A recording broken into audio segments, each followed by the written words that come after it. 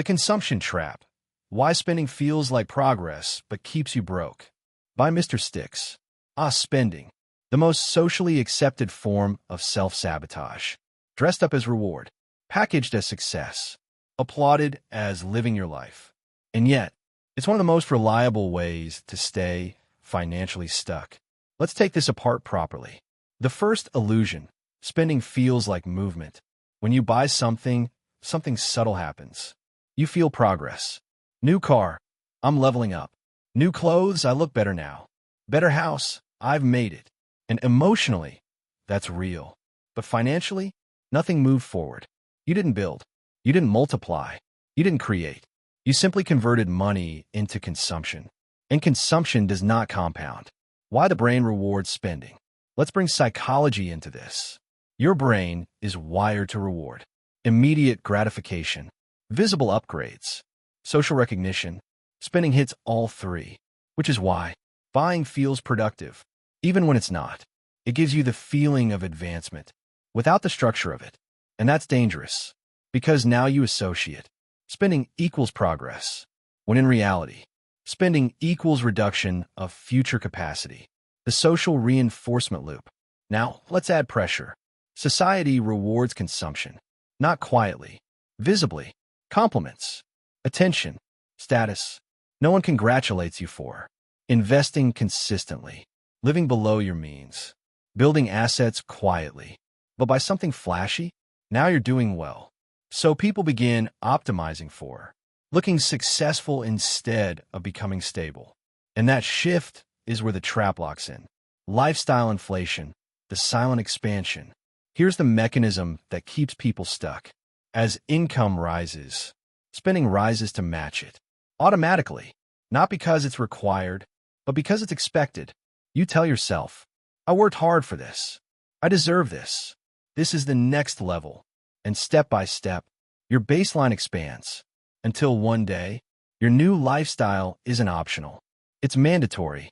Fixed expenses, where the trap becomes structural. Now we move from behavior to structure. Spending turns into car payments, mortgage, subscriptions, recurring obligations. And once something becomes fixed, it no longer feels like a choice. It feels like responsibility. Now your income isn't creating freedom. It's maintaining weight. Every month. No pause. The financial reality. Let's remove all emotion. Every dollar you spend is a dollar that doesn't get invested, doesn't compound, doesn't build future income. So when you repeatedly choose consumption over assets, you are making a decision, not once, but consistently, to delay your financial independence. The hidden cost of consumption. This is where most people misunderstand the damage. It's not just what you spent. It's what that money could have become. $500 spent today, gone. $500 invested consistently, potentially thousands over time. So the real cost of consumption is lost future growth. And that loss compounds silently, year after year. Emotional spending, the deeper layer. Now let's go deeper. Most spending is not logical. It's emotional.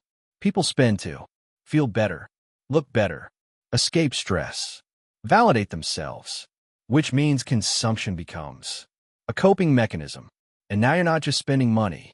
You're using money to regulate emotions. That's not financial behavior. That's psychological dependency. The identity behind spending. Let's connect this to identity. People don't just buy things. They buy who they want to be seen as, how they want to feel, the version of themselves they believe in. So when you challenge someone's spending, you're not just challenging a purchase. You're challenging their identity.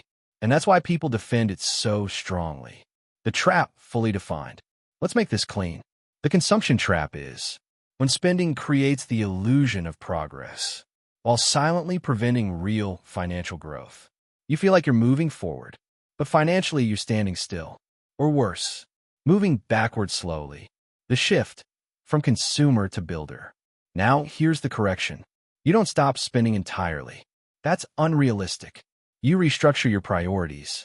Instead of income spending leftover, maybe you shift to income assets, spending what remains. That one change does everything. Because now, your future gets funded first. Your present adjusts second. The discipline of delayed visibility. This is where most people fail. Building wealth is quiet, slow, unimpressive at first. Consumption is immediate, visible, socially rewarded. So you have to choose short-term visibility or long-term freedom. You rarely get both at the same time. The financial consequence, let's be clear. This is not just about mindset. This is about outcomes. If you stay in the consumption trap, you delay investing. You reduce compounding. You increase financial pressure. You stay dependent on income. Over time, that doesn't just slow you down. It defines your financial ceiling. Final words from Mr. Sticks. Let's close this precisely. Spending is easy. That's why it's dangerous. Because anything that feels like progress, without actually building anything, will keep you exactly where you are. So here's your directive. Stop rewarding yourself with consumption. Start positioning yourself with ownership. Because at the end of the day, the goal is not to look like you're advancing. It's to actually advance financially.